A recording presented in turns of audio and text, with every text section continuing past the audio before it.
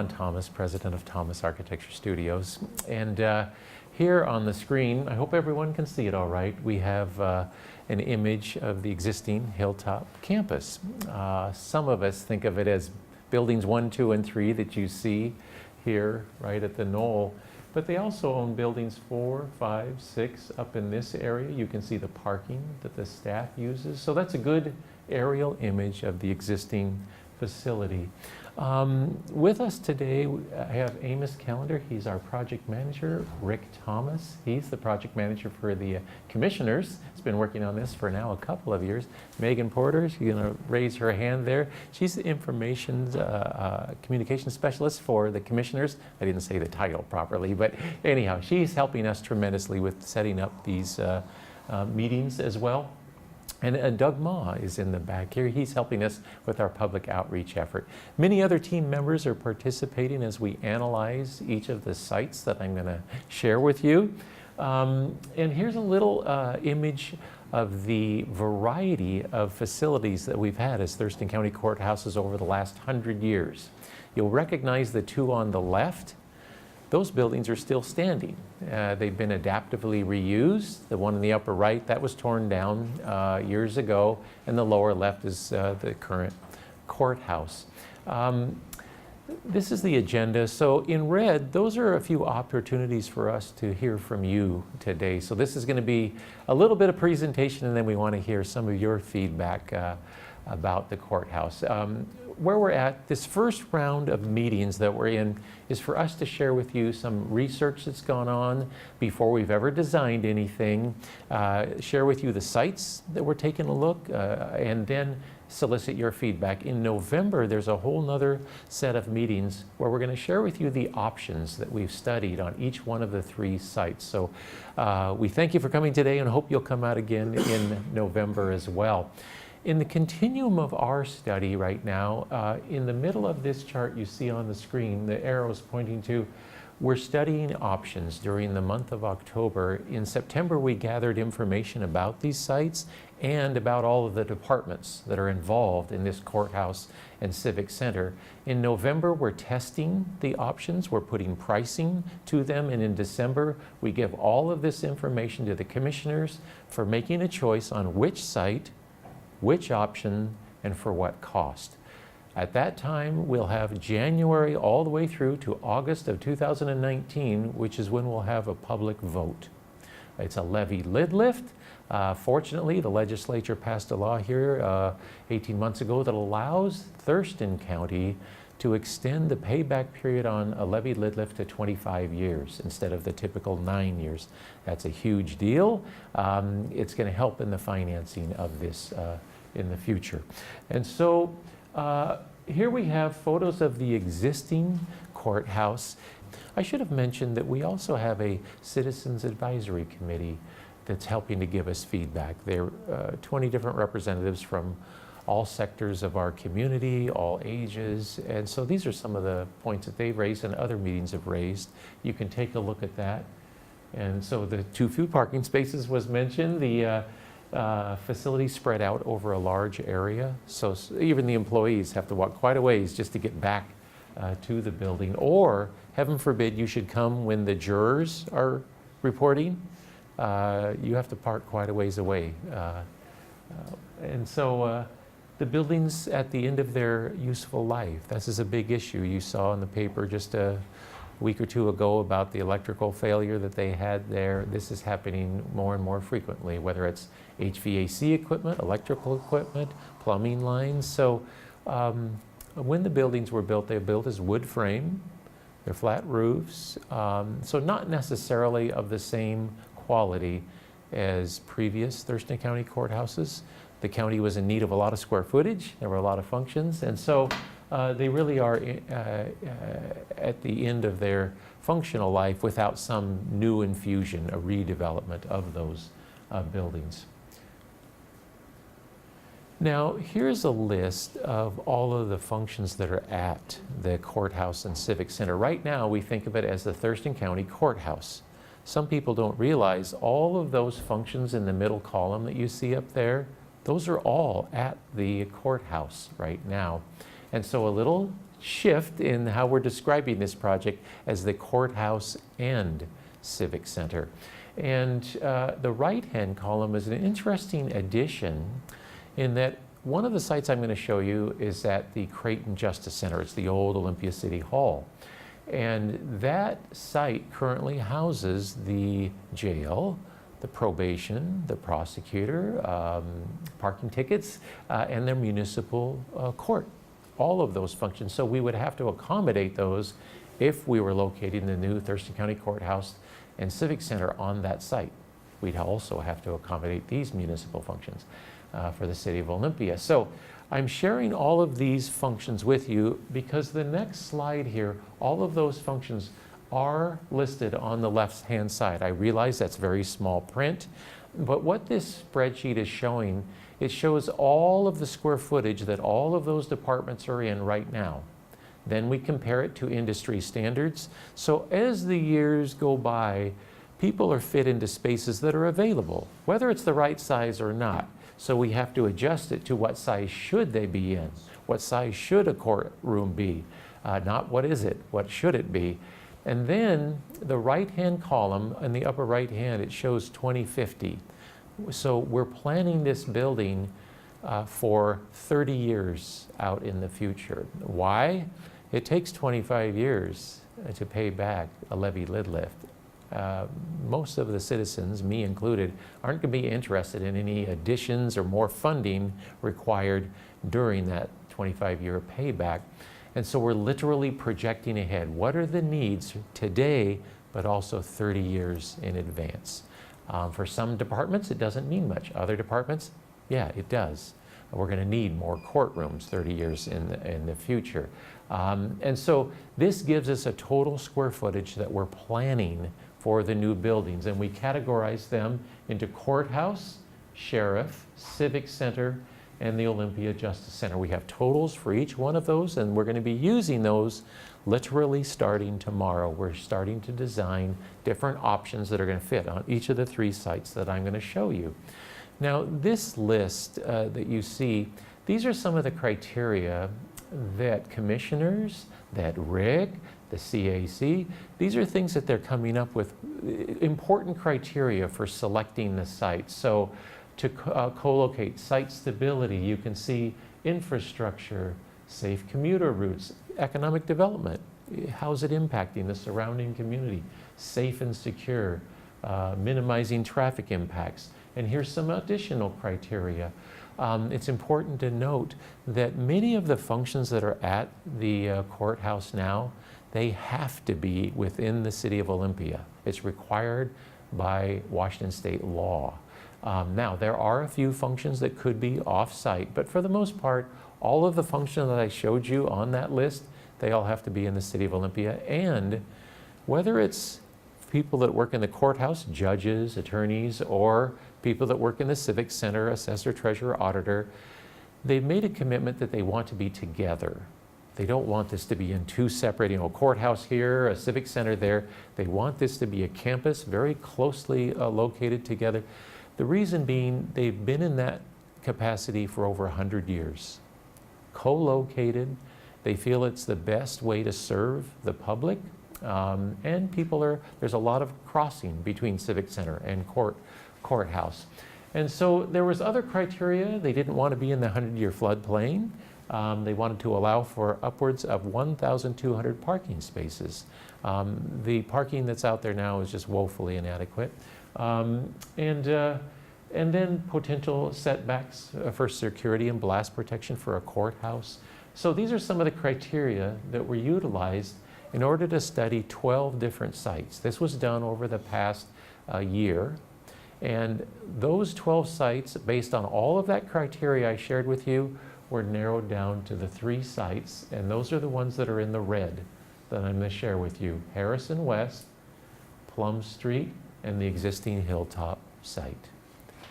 Now, these are some criteria that have come out in the last few weeks from the CAC, the Citizens Advisory Committee, but also other meetings that we've had. And they're a means for us to test the 3 sites that I'm going to share with you. I'm going to bring these back up after I shared with you the 3 sites, And I'm interested in your input on what else could we add to this list. Have we missed some things? And so we're going to come back to this in a bit. So this is the first site, the Hilltop campus site. And this site is, interestingly enough, almost 26 acres. However, in red is showing you, this is the steep slope. So this is basically unbuildable area of the 26 acres. So that reduces the buildable area down to about 14 to 15 acres. Now it's important to point out, most of us perceive the existing courthouse as these three buildings, 1, 2, and 3.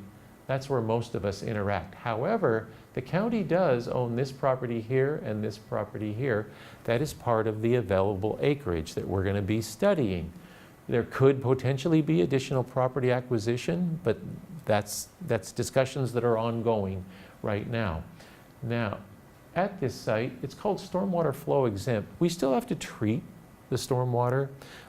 We have to do low impact development. That's a part of our new codes. But then it goes straight into the city's stormwater system. I'm going to show something different on other sites later. This site is served by utilities, so that's good. Circulation between buildings is pretty good. When you get on the larger site, there are some big dips and hills and things like that, but site circulation on the individual sites is pretty level. Insufficient parking, so that's a big issue on the Hilltop site. Our ability to resolve our future parking needs, remember I said 1,200 parking spaces? It's probably not possible to do that on surface parking. It would take over 8 acres of surface parking when we only have 14 to 15 to work with. There's probably going to be some structured parking involved on the Hilltop. That's not a good or bad thing. It does cost more than surface, but it can be accommodated. And we have fairly good street access. Because of the steep grade changes, we can only access this portion of the knoll from right here. We can't because the road is dropping away too much from the knoll here. So we're limited to our access here, and these sites have good access on all 3 sides of those sites.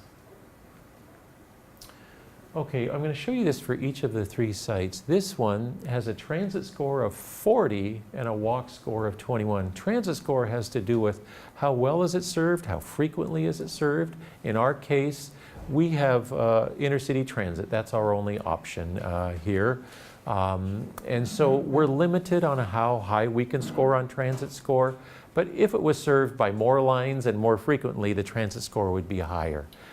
Is that on a scale up to 100? Yes. Yeah. Walk score at 21 is the lowest of the 3 sites for reasons that have been pointed out. This is somewhat isolated geographically from downtown Olympia and from an elevation standpoint. So low walk score. The next site is Plum Street site. To orient you, this is the old Olympia City Hall, now called the Creighton Justice Center.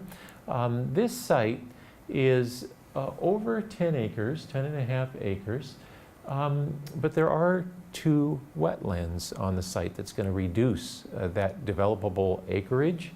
It is stormwater flow exempt. Again, we treat right at the point source and then discharge. We have to be careful about not discharging into the wetlands that are there. Utilities, we have good utilities throughout this site, so that is good.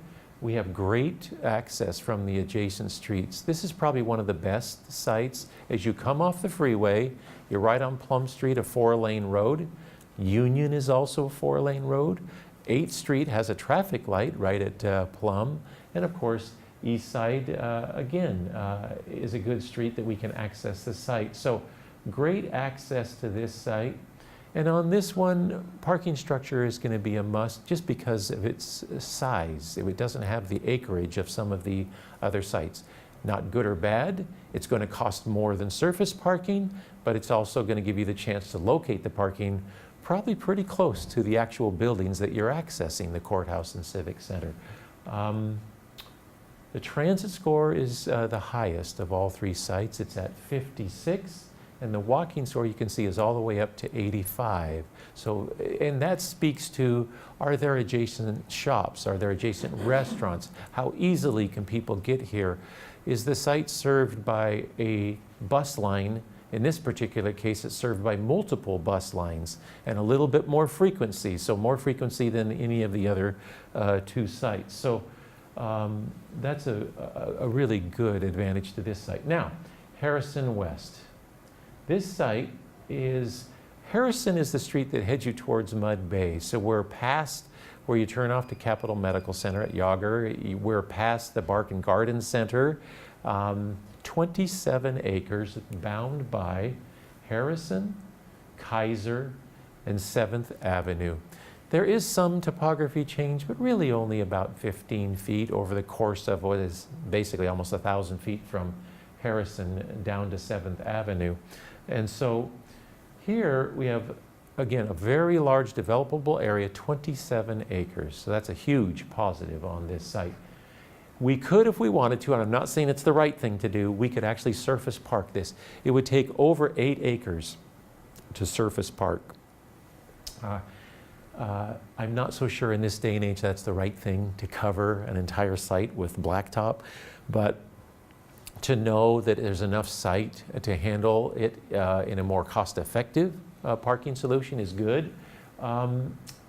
On this site, we're going to have a little bit more extensive stormwater facility. I mentioned on the other sites we can tightline because the city's stormwater system is larger on those other two sites. Here, we have to do controlled flow. So as the stormwater hits the site, we have to hold on to it and then release it at a controlled rate so we don't overwhelm the size of the stormwater system that's out there. And so there are costs associated with that. There are big holding ponds, that's one source, or there can be below-grade vaults. If the value of the development land is such that we don't want to give up acres and acres to a big holding pond, that's fine. You can put it underground.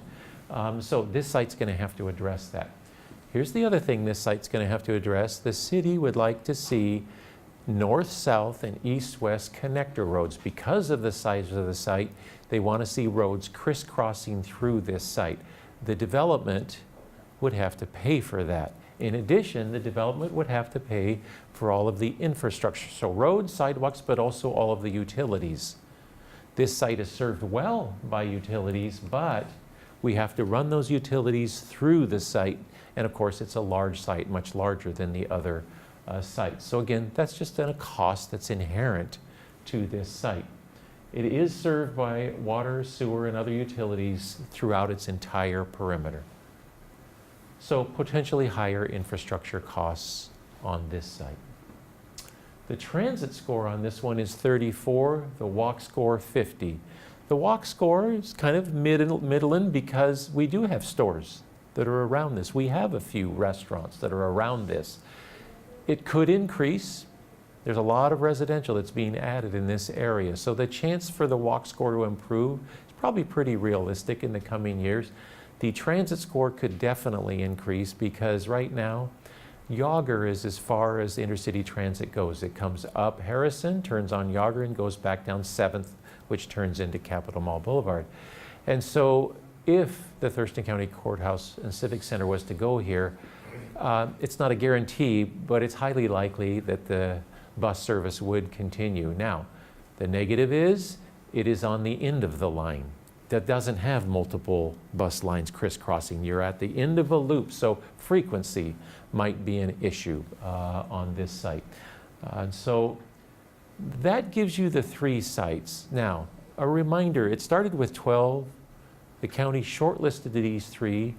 I really like the 3 because if there's anything you could say about the 3 is there's a diversity. One is close to downtown, this one big site on the west side, and of course the existing. We voiced some of the fallbacks, but the county already owns it. It's a good site. Great views from that site. And so here are some additional criteria that we've identified through previous meetings. And I want you to just take a look at that and just share me whatever feedback you'd like. I'm going to ask one last question before we go. And it's right in the middle of the slide that you can see up here. What would make a new courthouse and civic center, distinctly Thurston County. I think we'll wrap it up for today.